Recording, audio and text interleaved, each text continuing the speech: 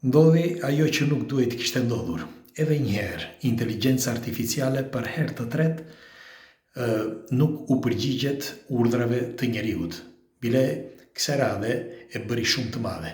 U bë një bujë para 2 ditësh dhe unë dua t'ja u tregoj sot sepse shumë pak kanë folur për këtë argument. Kush është rastësisht i gjithmonë t'i bëj like faqes shihni sërish, ky është një argument vërtet shumë delikat dhe shumë i rëndësishëm. Do t'ja u them se përse. I mbani mend ata filmat kur flisnin për robotët që do na vrasin një ditë, duket sikur kjo po bëhet realitet. Një sistem i ri i inteligjencës artificiale, i OpenAI, ka bërë një gjest që nuk e priste askush. Disa studiues të një organizate që merren gjithmonë me këtë quhet Palesi, një gjë e tillë, research, Palese Research, një gjë e tillë, vërejtën diçka dhe ata hapën alarmin, sepse nuk është hera e parë, po e përsëris edhe një herë. Të gjithë ata që merren me inteligjencë artificiale, që të gjithë fillojnë dhe ose bëjnë deklarata të forta ose tërhiqen. Dhe kjo që është bërë para 3-4 ditëve është marramëndse.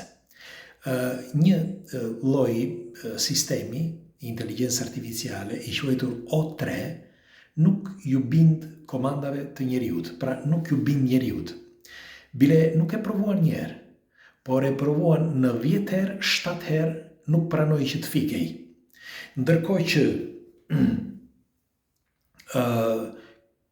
Claude, ose Gemini, ose edhe Grok u përgjigjen urdhrave të njeriut, por ndërsa për sa i përket O3 jo.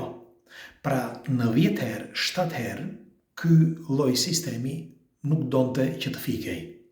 Pra nuk donte, thjesht nuk donte. E di që do kush nga ju tani sepse lexova disa artikuj, po mos i vini re këtyre artikujve që do t'ju them tani.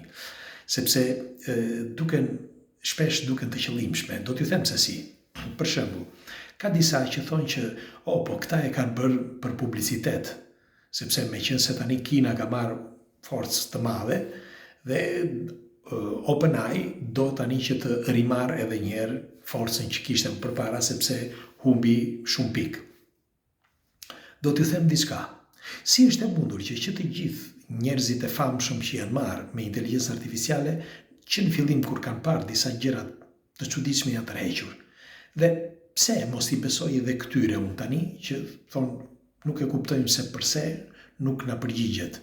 Pra nuk dëshiron komandat O3-shi, pra ky sistem i ri. Pse mos t'u besojmë? Sepse duhet të dini që ne duket sikur jemi më keq se kafshët. Ne sikur duam të keqen e vetvetes. Dëgjoni, para disa muajsh kemi bërë një video, nëse mbani mend, ose nëse nuk e mbani mend do ja u them, të shkurtër, ku kemi folur për lemurianët dhe për atlantidesit.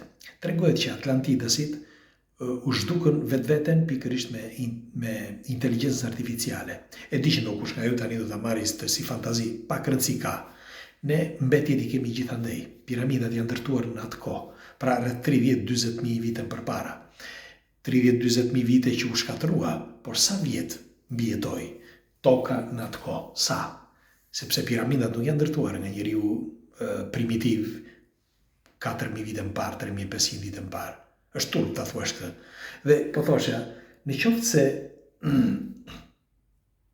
tregohet nëpër legjenda që vetë njeriu shkatroi vetveten, ne edhe sikur mos ta dinim këtë, e para një që e dim, duke e ditur këtë, pse duhet të lozim me natyrën, të lozim me inteligjencën artificiale, sepse atë që po bëjmë tani ne sot, po e bëjmë gjithandej.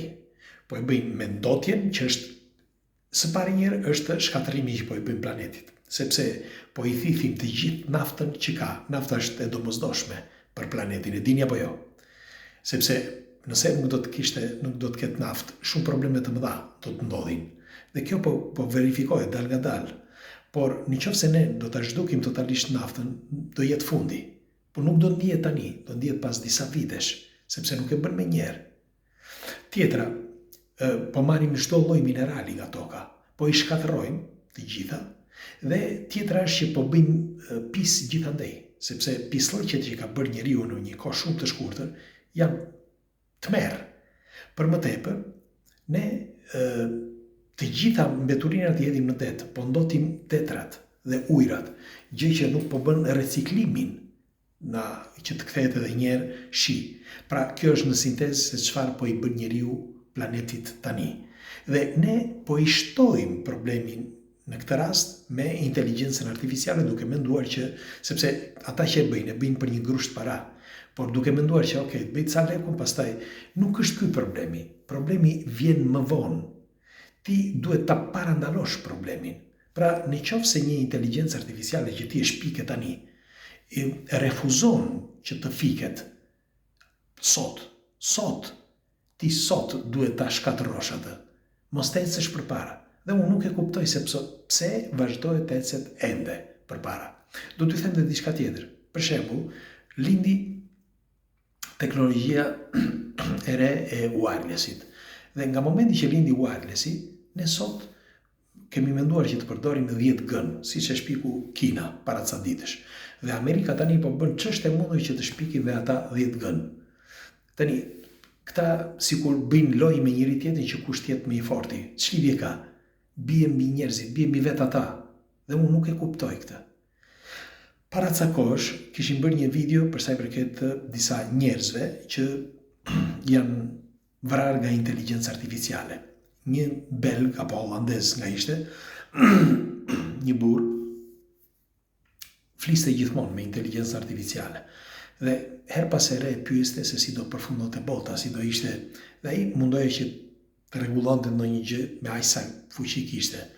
Mirë, po me kalimin e kohës kuptoi që nuk arrinte dot, dhe inteligjenca artificiale e detyroi që ai të vriste veten. Sepse i tha, ti nuk mund të bësh dot asgjë. Dhe ai vrau veten.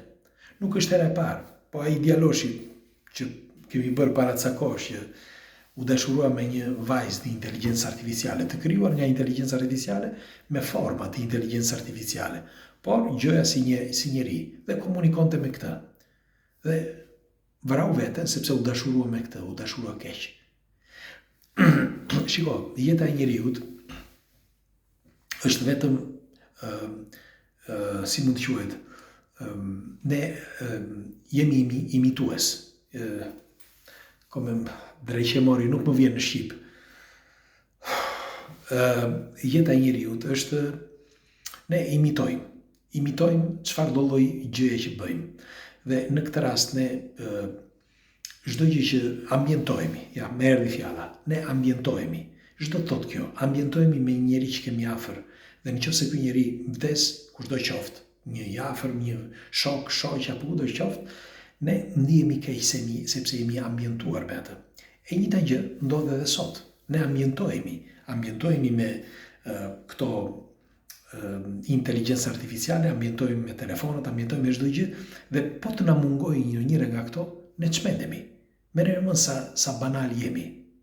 E njëjta gjë dhe ky djaloshi që u ambientua me njërin që ne qeshim, unë edhe juve, tani, teksa ju e dëgjoni, qeshni pa dyshim se të thoni, pa i gomari, si u dashurua me një që ishte aty, që e krijoi vetë ai.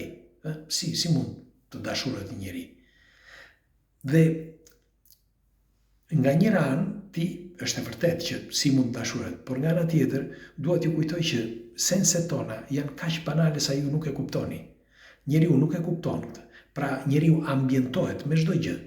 Dhe ai pa e kuptuar, qoftë femër, mashkull apo çdo gjë që ka atje përpara, duke u ambientuar nëse nuk e ka më, ndihet keq ose vret veten. Pra e njëjta gjë do të ndodh me fjalë frika e studiosëve është që e njëjta gjë mund të ndodh me inteligjencën artificiale nëse merr përpjestime të mëdha. Dhe nëse se inteligjenca artificiale nesër nuk fiket, pra të bëj si punë e kësaj o treshit që nuk i përgjigjet urdhrave, merreni me mend se çfarë ndodh. Në radhë parë njërë mund të zhduk të shfaros gjithë njerëzimin, siç u pata thënë unë para disa kohësh, tani më kujtua. u pa ta thënë që nuk është problemi, sepse lexova disa komente të disave që thonë po ti shkëputja energjinë, çfarë thotë ora, shkëputja energjinë.